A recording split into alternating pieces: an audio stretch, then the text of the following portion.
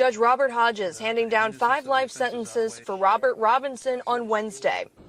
Hey everybody, welcome to the channel, welcome to the channel, welcome to the channel. I am Cardi, welcome to Cardi's Perspective, and I like to get right down to it. Today we are going to be talking about this case in Florida. Now, I don't want to butcher up the name, but what is the name of this particular part of town? Ocklawaha, Florida, where we have 3 teens that's accused. No, it's not accused. They've been found guilty of killing 3 other teens. So it's a whole bunch of teenagers.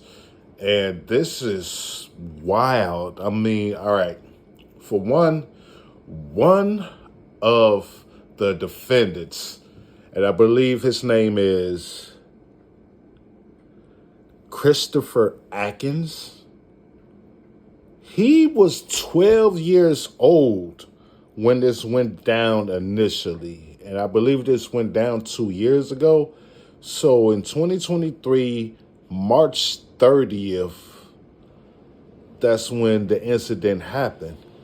And it perplexes my mind because 12 years old, and then you had the other co-defendants, Robert Robinson, he was 17, and then you had Tajan Brenton, and he was 16. So 16 and 17. What the hell are y'all doing kicking it with a 12-year-old, for one? Why is a 12-year-old allowed to kick it with you? So I'm perplexed what was a 12-year-old doing kicking it with a 16 and 17-year-old. But I digress. So the story goes that these guys, well, these whole teens, it was 6 of them.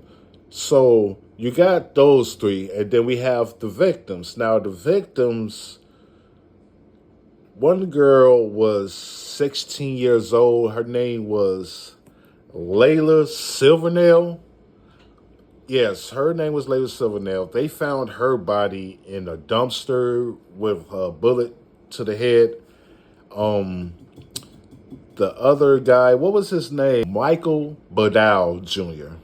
And I believe he was 17. And his body was found later down the road. You know what I mean?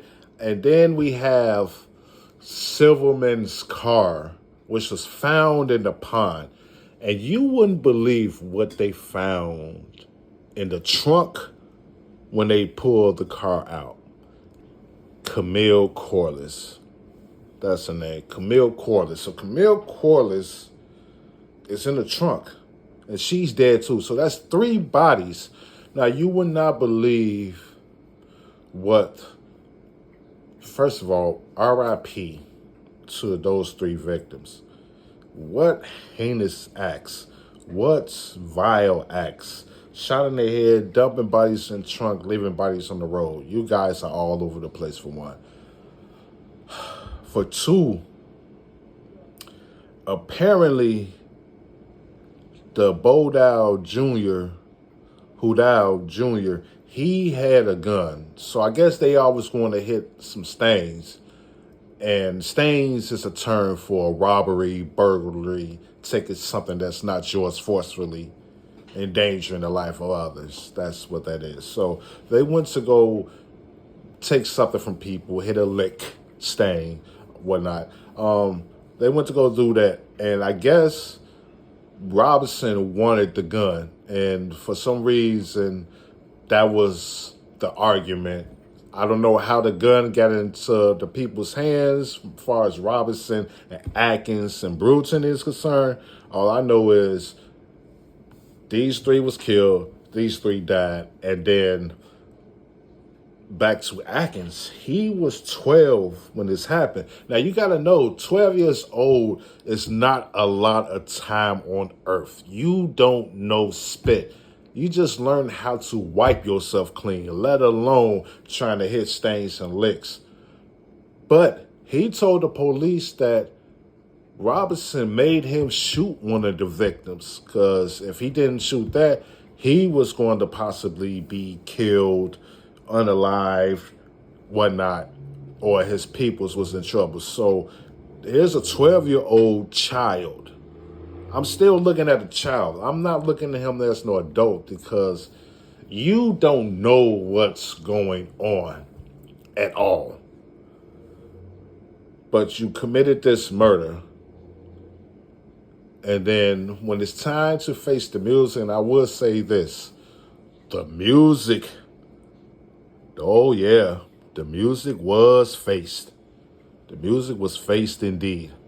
Because one by one, these young gentlemen got, well, Atkins, because he was the youngest, he got 40 years. 40 years. Now, Taz Brunson,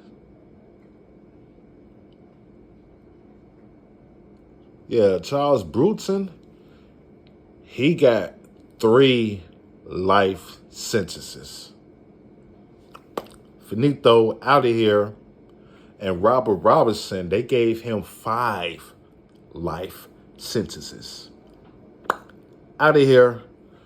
That is crazy. They are out here, and when I mean they, I mean in the court system. If you are out here committing heinous acts of crimes, of passion that involves manipulation, pimping, murder, they are handing out L's like it's new age candy. I remember back in the day, they was telling me, like in the 70s, they was telling me, not that I was alive in the 70s, meaning when I was a child in the 90s, the older people of the 70s was telling me that they was handing out cigarettes for free. And they was handing those cigarettes out for free, and they was handing out the bubblegum cigarettes for free. And that's how they handing out these life sentences. They're handing them out like they're candy. And I'm looking at the overall scale, because it all has to make sense. It all has to come back.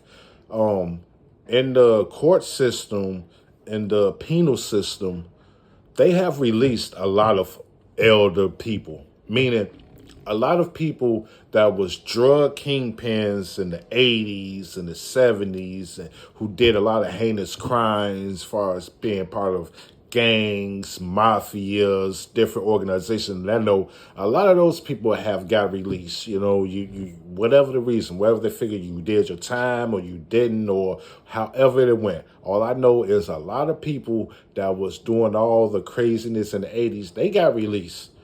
And they are building more jails, and they need somebody to replace those bodies and to fill in more bodies. And with the current situation that I'm seeing over all across the globe, mainly in America, especially in urban communities, poverty communities, a lot of younger boys, females that get involved in these situations, they're not just giving you 5 years to think about it, 3 years to think about it, 10 years to think about it. No, they are giving you guys life.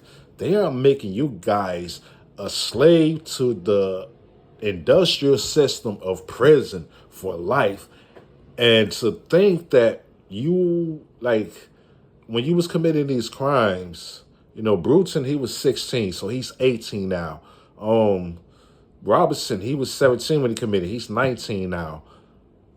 You're doing life from 18 to 19. So basically, you just got old enough to go to the military. And once upon a time, you got old enough to smoke your first cigarette legally.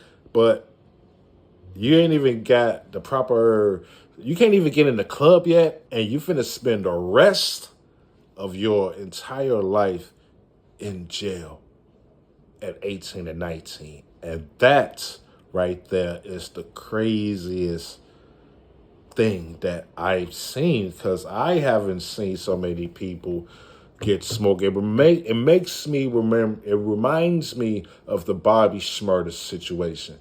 When his whole team got locked down in GS9, they was handing out 65 years, 75 years. I saw somebody get 104 years. Somebody got 95 years. Those dudes was 21, 23, 27. I mean, not 27, 17, 19, 21. I could never imagine.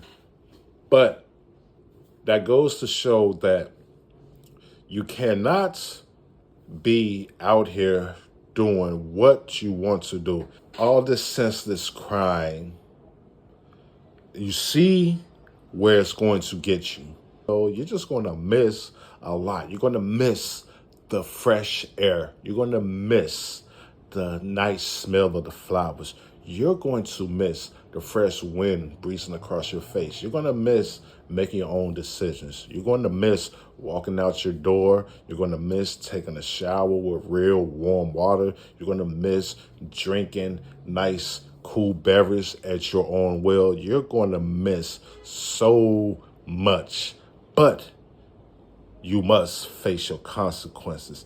And it's unfortunate that so many people are willfully throwing away their lives, not even thinking about the consequences. That's diabolical work.